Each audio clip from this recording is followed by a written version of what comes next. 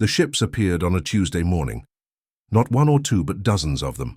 Massive vessels that reflected sunlight in brilliant flashes as they positioned themselves in Earth's orbit. Governments worldwide scrambled to respond, but no human weapons could reach them. The aliens simply waited, watching. 3 days later, they sent their first message.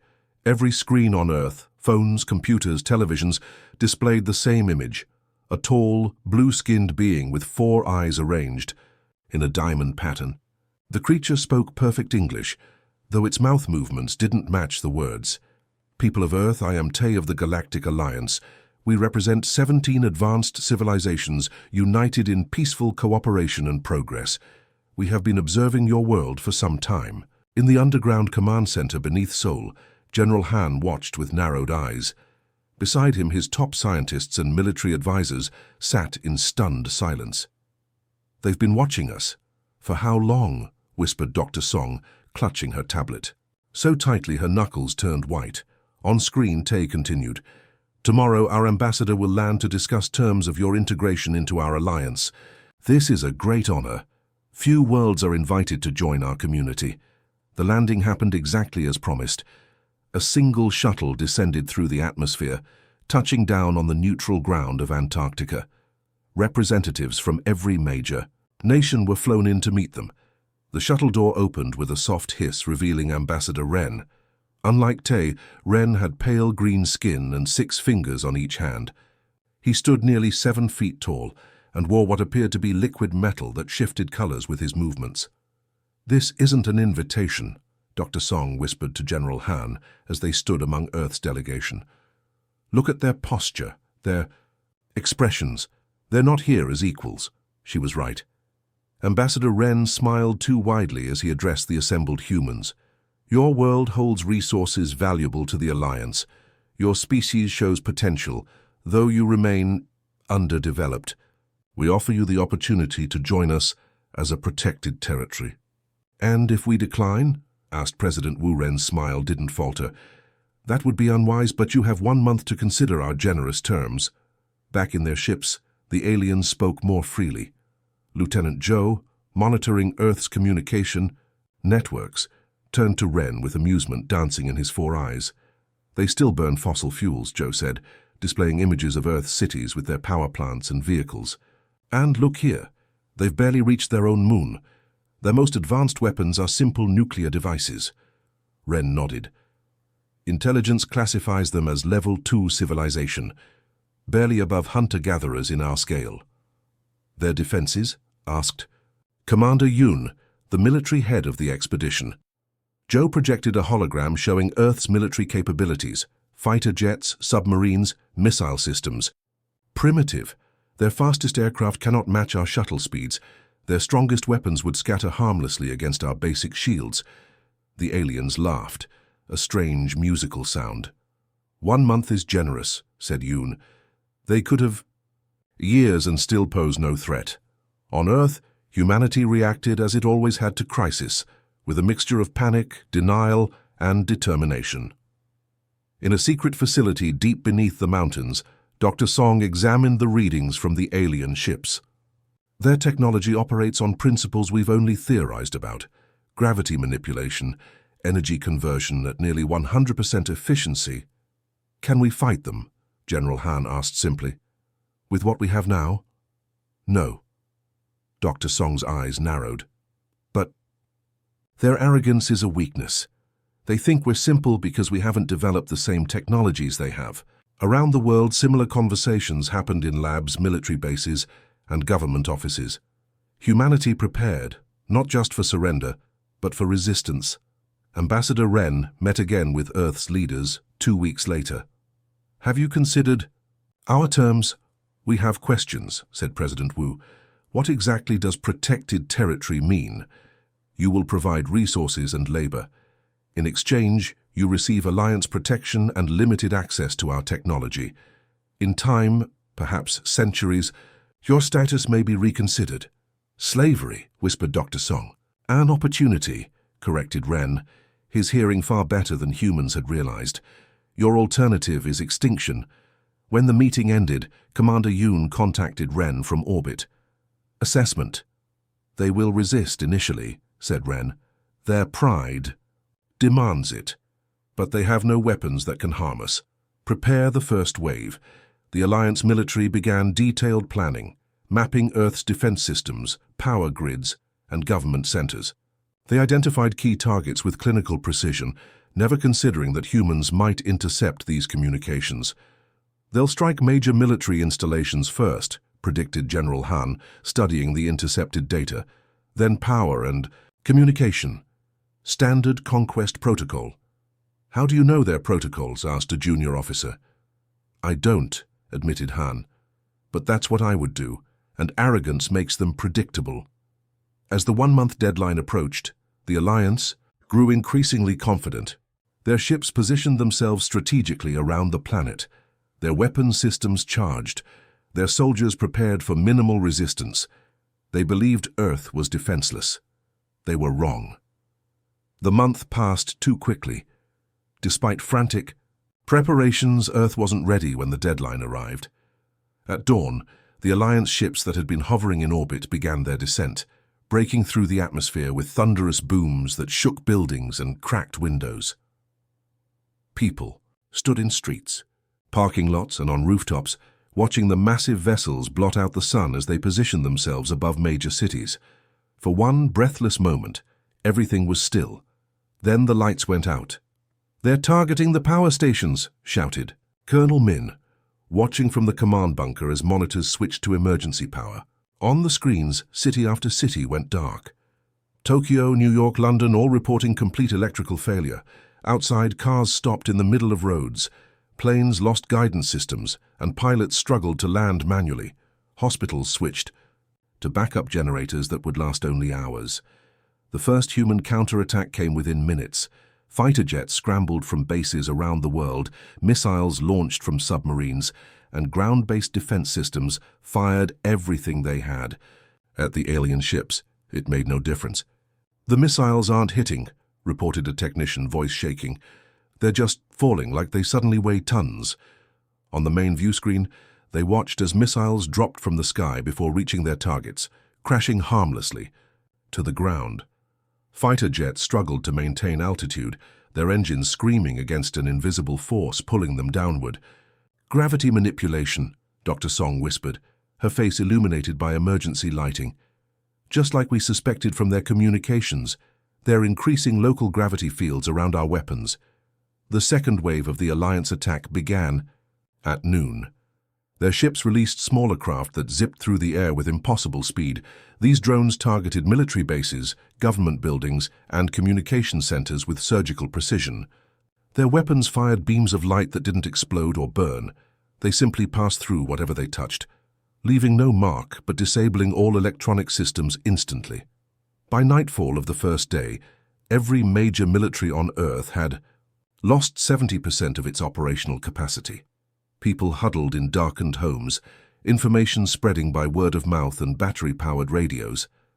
In countryside villages and mountain towns far from the direct attack, life seemed almost normal, until the refugees began arriving with stories of the cities.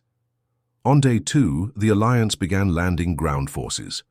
Their soldiers looked almost like the ones humans had seen in old science fiction movies. Tall, armored figures carrying weapons that resembled rifles but fired energy instead of bullets.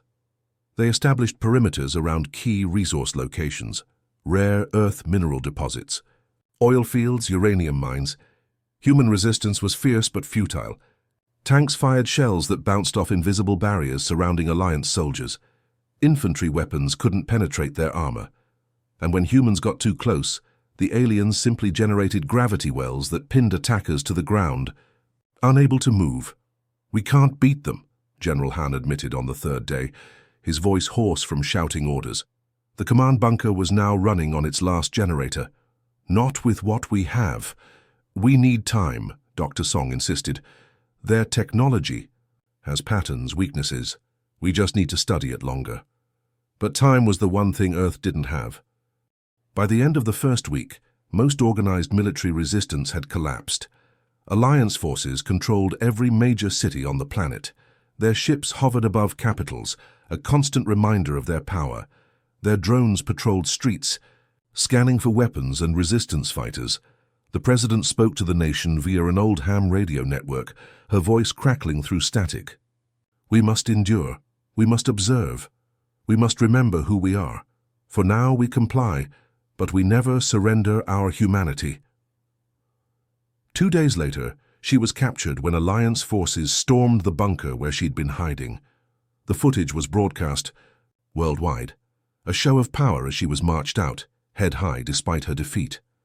One by one, governments capitulated.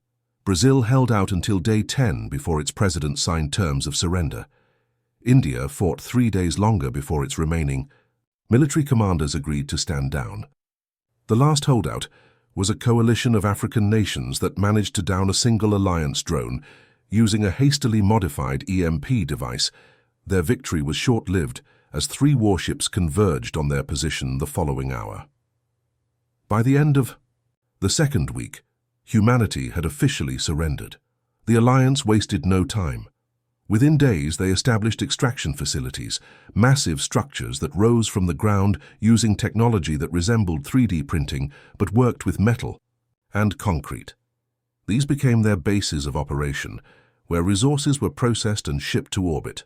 A report to your nearest Alliance Integration Center for assignment, droned the broadcasts in every language. Resistance is futile and will result in termination. Cooperation will be rewarded. People lined up outside these centers, faces grim, but determined to survive. Inside, they were scanned, categorized, and assigned to work details. Some were sent to mines, others to factories that were being converted to produce materials the Alliance needed. The humans adapt quickly to instruction, noted Officer June in his daily report to Commander Yoon. Production efficiency is already at 62% of projection. Any resistance? Asked the commander. Minimal. Isolated incidents only. Nothing our drones can't handle. Satisfied with the swift conquest, the Alliance began reducing their military presence. Why waste resources occupying a defeated world? Ships returned to orbit or departed for other systems. Ground forces were reduced to small contingents guarding extraction facilities. We'll leave automated systems and minimal personnel, Commander, Yoon decided. The humans pose no threat now. Their weapons are useless against our technology, and we've confiscated most of them anyway. As the alien presence thinned, something stirred in the shadows of defeated Earth. In hidden bunkers and remote locations, small groups gathered. They watched. They learned. They waited. They think we're beaten, whispered Dr. Song to her small team of scientists, working by lamplight in an abandoned subway tunnel. That's exactly what we need them to think. 3 months after the invasion, humanity seemed broken. On the surface, people trudged to work in Alliance extraction facilities, heads down, voices hushed.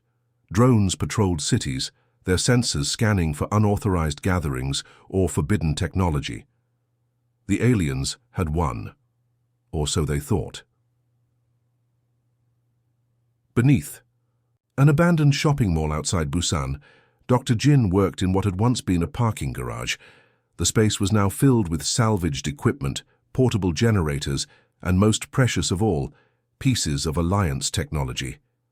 Her team of 12 worked in shifts, cataloging every component they could smuggle out from the extraction facilities. Look at this, she said, holding up what appeared to be a communication device taken from a damaged drone. The casing is warm, even though it's been powered down for days. Her assistant placed a radiation counter near it. The needle jumped. It's emitting something, he said, but not any radiation type we've classified before. Dr. Jin frowned. Bring me the blood samples. They had been collecting blood from resistance members who worked in the extraction facilities, people experiencing headaches, nosebleeds, strange dreams. Under the microscope, their blood cells showed subtle changes. The longer people work, near Alliance tech, the more their cellular structure adapts. Dr. Jin explained to her team later that night. It's like our bodies are learning from exposure. 200 kilometers away, in the cave system beneath Mount Seorak, Professor Kim led a different kind of resistance. A former engineer specializing in quantum computing, he now directed 30 scientists and technicians in the delicate work of reverse engineering Alliance technology. Their power systems don't make sense, he muttered, probing the interior of a damaged gravity manipulator. They're drawing energy from nowhere. Zero-point energy field manipulation, suggested a young physicist. We theorized it was possible, but Professor Kim nodded. Theory is becoming practice. Pass me that oscilloscope. Day by day, they made progress. They discovered that Alliance shields operated on frequency patterns that could be predicted. Their gravity weapons created localized fields that could be disrupted with counter-frequencies. Most importantly, they realized the aliens weren't as advanced as they first appeared. They simply had a head start of perhaps a century or two. They didn't invent new physics, Professor Kim told his team. They just discovered rules we haven't found yet, but we're learning fast. The third arm of the resistance operated in the shadows. Captain Park, once commanding a Special Forces unit, now led what remained of Earth's military elite. His soldiers moved at night, using underground tunnels and forest paths to avoid drone detection. The drones follow patterns, he explained, sketching in the dirt for his lieutenants. Every 73 minutes there's a 12-second gap in their sensor sweep. That's our window. His team studied Alliance patrol schedules, mapped blind spots in their surveillance, and began conducting hit-and-run operations, not to win battles but to gather intelligence and equipment. Each raid was meticulously planned to appear random, disconnected from others. They think we're scavengers, Captain Park said, after a successful mission that yielded an intact Alliance communication array. Let them keep thinking that. 6 months. Into the occupation, the resistance groups established secure communication. Professor Kim's team created devices that mimicked background radiation patterns, invisible to Alliance scanners. Through this network, Earth-scattered defenders began sharing discoveries. The breakthrough came from an unexpected source. A teenager who had been helping translate Alliance digital language patterns noticed something odd about their processing. Algorithms. They use base 16 math for everything, she explained to Dr. Jin. But certain equations that are simple for us in base 10 create processing loops in their systems. Dr. Jin immediately connected this to her biological research. Their neural pathways must be structured differently. Certain thought patterns that are natural to humans might be challenging for them. They tested the theory by introducing simple, self-referential paradoxes into captured Alliance devices. The results were striking. The systems froze, unable to resolve loops that human brains navigate instinctively. Humanity's greatest strength has always been adaptation, Dr. Jin told the assembled resistance leaders during their first secure video conference. Our brains evolved to handle contradictions, to think outside established patterns. Theirs didn't. Professor Kim's team took this discovery further, developing what they called cognitive disruptors, devices that broadcast mathematical paradoxes directly into Alliance communication frequencies. In tests on captured equipment, these disruptors caused complete system shutdown. We need more than clever tricks, Captain Park warned. We need weapons that can penetrate their shields. We're working on that too, Professor Kim assured him, using their own gravity technology against them. We've already modified some of our conventional weapons to bypass their defenses. Throughout the planet, similar discoveries were happening in hidden labs and makeshift workshops. Humanity was learning, adapting, evolving, not physically but intellectually and technologically. They took Alliance tools and reimagined them, combining alien concepts with human ingenuity. They believe they've won, Dr. Jin said, looking at their growing arsenal of hybrid weapons and countermeasures. Their overconfidence made them reduce their occupation forces. They never expected us to understand their technology so quickly. Captain Park nodded grimly. They thought we were defenseless.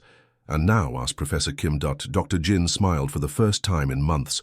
Now we prepare to show them how wrong they were. In laboratories, caves, and hidden bunkers across the planet, humanity readied itself. The Alliance had conquered Earth in 2 weeks.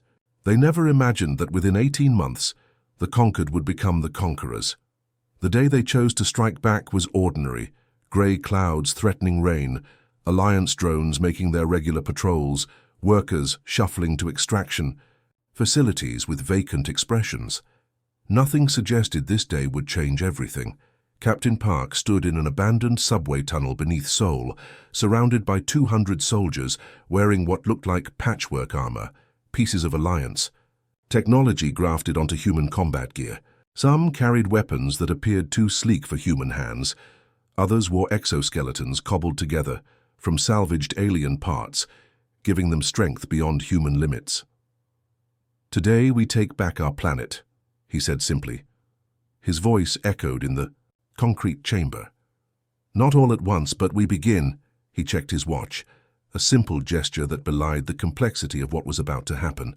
Across the globe, resistance cells were synchronized to the second, waiting for the precise moment when Dr. Jin's cognitive disruptors would activate. In her underground lab, Dr. Jin made final adjustments to the device that had consumed her life. For the past year, it looked unimpressive, a tangle of wires connecting Alliance communication components to human-built transmitters. The true magic was in the code it would broadcast, mathematical formulas that created perfect logical paradoxes. "The Alliance thinks in strict patterns," she reminded her team. "Their neural structure can't process contradictions. When these equations hit their communication network, their minds will lock up trying to resolve impossible problems." She took a deep breath and pressed the activation sequence. Across the planet, Alliance communication systems suddenly filled with data that seemed innocuous, simple mathematical equations. But these equations were carefully crafted to create recursive loops that the alien mind couldn't escape from. To a human, they were puzzling but navigable. To Alliance neural networks, they were cognitive quicksand. In the extraction facility, command center outside former Tokyo, Officer Jun suddenly clutched his head and fell to his knees. Around him, other Alliance personnel did the same, their four eyes blinking rapidly as their minds tried to process information that defied their logical structures. "What is happening?" he gasped into his communicator. No coherent response came back, only fragments of confused thoughts from equally paralyzed commanders. The effect lasted 90 seconds, exactly as calculated. Long enough, Captain Park's team emerged from tunnel entrances, moving with precision toward the extraction facility that had once been Seoul's financial district. The Alliance guards saw them coming but responded sluggishly, still recovering from the cognitive attack. "Shields up," shouted an Alliance commander. The familiar shimmer of energy shields appeared around the facility, the same shields that had once made Alliance forces invulnerable. Captain Park didn't hesitate. He raised his weapon, a human assault rifle modified with Alliance technology, and fired. The shield flickered where the rounds hit, then collapsed entirely. "Impossible," whispered the Alliance commander, seconds before the human assault team reached him. Similar scenes played out at extraction facilities worldwide.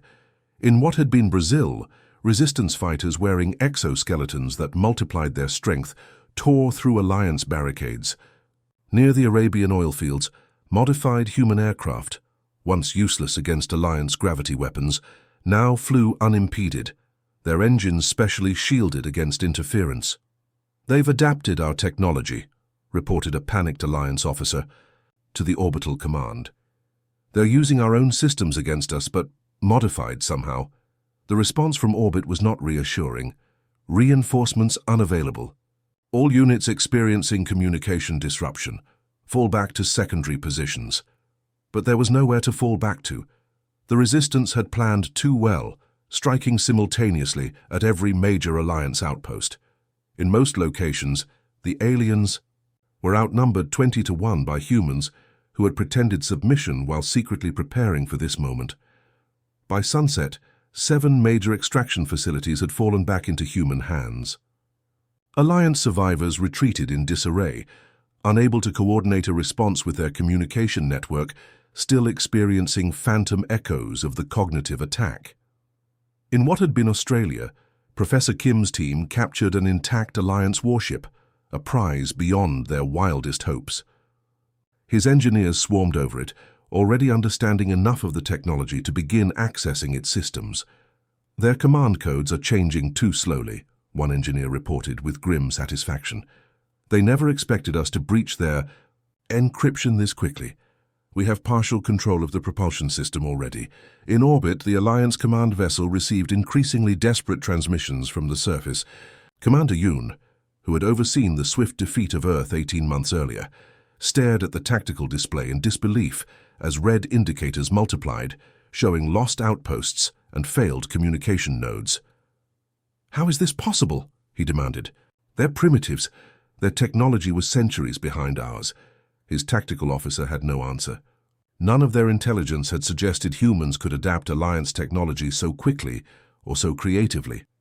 Nothing in their experience with other conquered species had prepared them for this level of resistance. 3 days into the counter-offensive, humans had captured 3 Alliance warships and turned their weapons against the remaining alien strongholds. Dr. Jin's cognitive disruptors had evolved, now capable of targeting specific frequencies used by Alliance command structures while leaving tactical units unaffected, creating chaos in the alien chain of command. Most devastating of all, Professor Kim's team had accessed the Alliance network enough to send a simple message to the Galactic Council, millions of light-years away. "Earth is no longer your territory. We are no longer your servants. We are your equals." Or perhaps more. The Alliance had believed Earth defeated, its people subjugated, its resistance broken. In their arrogance, they had never recognized humanity's greatest weapon, adaptation, evolution, the ability to learn, to change, to take the tools of their conquerors and remake them into something new. By the end of the first week, the Alliance had lost control of Earth's surface entirely. Their remaining ships hovered in orbit, cut off from ground support, watching as humans turned their own technology against them with terrifying efficiency. The unthinkable had happened. The conquered had become the conquerors. On the Galactic, Alliance Council's central world, alarms blared through the massive crystal dome where the 17 species representatives gathered. Emergency protocols activated for the first time in 12 centuries. 6 warships? The Council leader's translator rendered her clicking speech into standard language. Impossible. No Level 2 civilization has ever captured even one. Holographic. Displays showed Earth's orbit, where Alliance vessels now moved under human control. Their weapon systems reconfigured, their hulls bearing hastily painted Earth symbols. "The humans have exceeded all models," admitted the intelligence director, his forearms moving in agitation. "They've adapted our technology at 17 times the predicted rate." "How?" demanded another council member.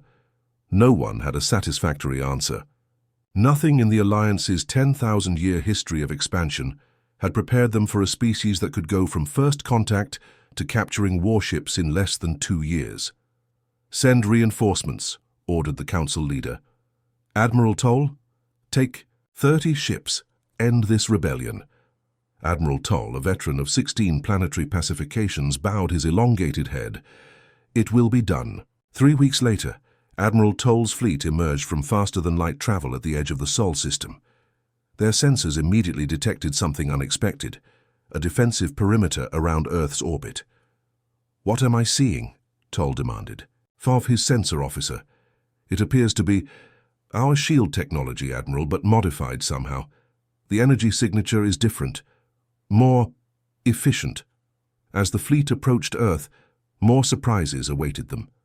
The humans had constructed orbital platforms combining Alliance technology with their own innovations. Most concerning of all, the 6 captured warships moved in perfect formation, their energy signatures suggesting weapons hot and shields at full power. "They've mastered our systems in weeks," muttered Toll's second-in-command. "It took the Raxians a century," Admiral Toll's communications officer interrupted. "Sir, we're receiving a transmission from Earth." On the main view screen appeared a human woman in a simple grey uniform. No rank insignia, no decorations, just calm confidence in her eyes. "Admiral Toll, I am Director Lee of the Earth Defense Force. We've been expecting you." Toll straightened, his training taking over. "I am here to re-establish Alliance control over this world. Your resistance is unprecedented but futile. I command 30 warships to your 6. Director Lee smiled slightly. "Numbers aren't everything, Admiral. But we're not interested in further conflict. We propose a meeting, one vessel, yours, to dock with our orbital station. Bring whatever security you deem necessary. This is irregular, Toll said. So is everything about Earth, apparently. Her smile widened. You came expecting to crush primitives. I'm offering you the chance to meet equals instead. Against his staff's advice, Admiral Toll agreed to the meeting. His shuttle docked with the human orbital platform, a structure that hadn't existed 2 months earlier. Inside, he found not a hastily constructed outpost, but a sophisticated facility, combining Alliance design principles with human aesthetics. Director Lee welcomed him, along with representatives that Toll recognized from intelligence briefings. Dr. Jin, Professor Kim, and Captain Park, the architects of humanity's improbable victory. Before we begin negotiations, Director Lee said, we'd like to demonstrate something. She led them to an observation deck overlooking a testing chamber. Below, engineers worked on what appeared to be an Alliance shield generator, but smaller, modified with unfamiliar components. Standard Alliance shields operate at 82% efficiency, explained Professor Kim. Ours now operate at 94%. We discovered you were losing energy through quantum fluctuations your designers never addressed. Admiral Toll's technical officer made a strangled sound of disbelief. Dr. Jin stepped forward. We've also resolved the radiation leakage issues in your propulsion systems. Our biology is more sensitive to those emissions. We had to fix them to avoid harming our operators. One by one, they revealed improvements to Alliance technology that their best engineers hadn't discovered in centuries of use. Not radical reinventions, but elegant refinements, perspectives that came from approaching familiar technology with fresh eyes. How? Toll finally asked. How did you advance so quickly? Captain Park answered simply, necessity, survival. And because you underestimated us so severely that you left us your technology with minimal oversight, Director Lee guided them to a conference room where refreshments waited, a diplomatics. Courtesy that struck Toll as absurdly civilized given the circumstances.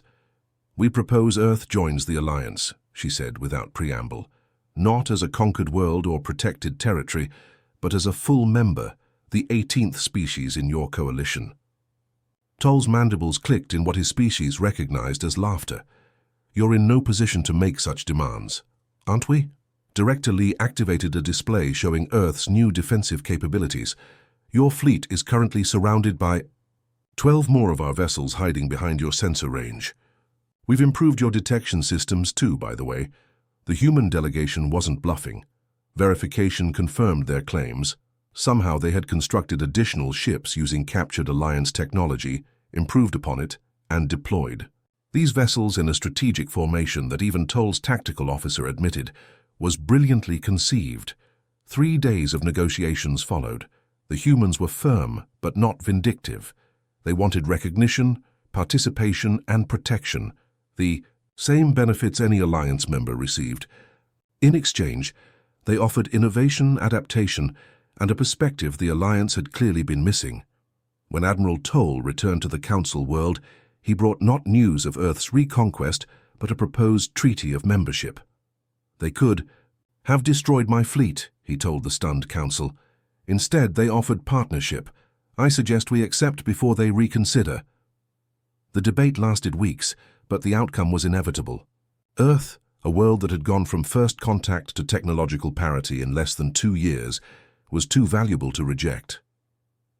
6 months later, Director Lee stood in the Great Crystal Dome, the first human representative to the Galactic Alliance. Council. As she took her seat among the 17 other species, whispers followed her. Earth had done the impossible, defeated conquerors, mastered their technology, and negotiated from strength. The age of human expansion had begun.